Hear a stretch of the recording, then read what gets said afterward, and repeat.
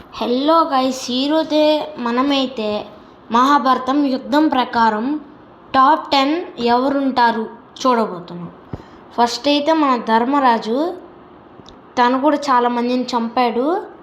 He's చాలా powerful. తనే మళ్ళీ పాండవుల్లో బెత్తవాడు. తన ధర్మగుణం ఎవరికీ ఉండదు.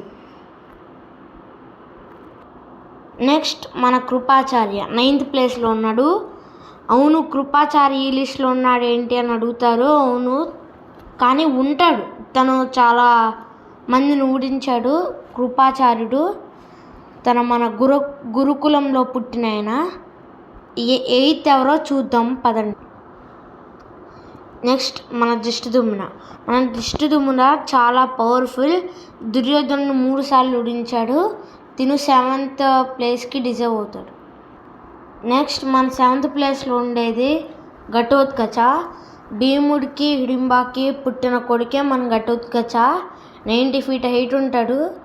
తన్ని ఎవరు చంపలేకపోయినప్పుడే మన కర్ణుడు శక్తి అస్త్రంతో తన్నే అంతం చేశాడు.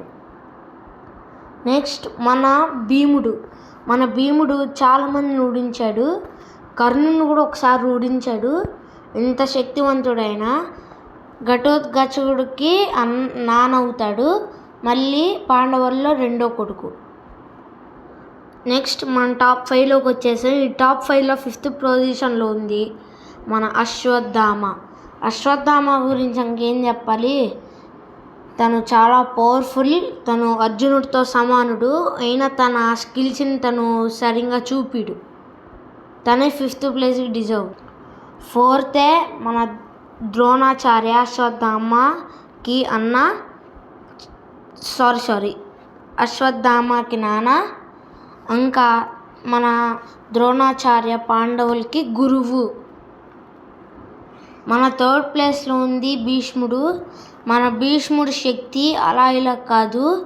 భీష్మ పితామహ. తనే 3rd ప్లేస్కి డిజర్వ్ అవుతాడు. 2nd ఎవరో తెలుసా? దానవీర శూరకర్ణ. ఈయనే 2nd ప్లేస్కి డిజర్వ్ అవుతాడు.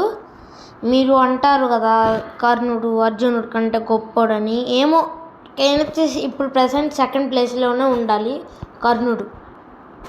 1st ప్లేసే మన అర్జునుడికి రథసారథిగా కృష్ణుడు ఉన్నాడంటేనే అర్థం చేసుకోండి అర్జునుడి శక్తి అలాంటిదో. బాయ్. ఫీలే మన top 10 Mahabharatam warriors list. Bye.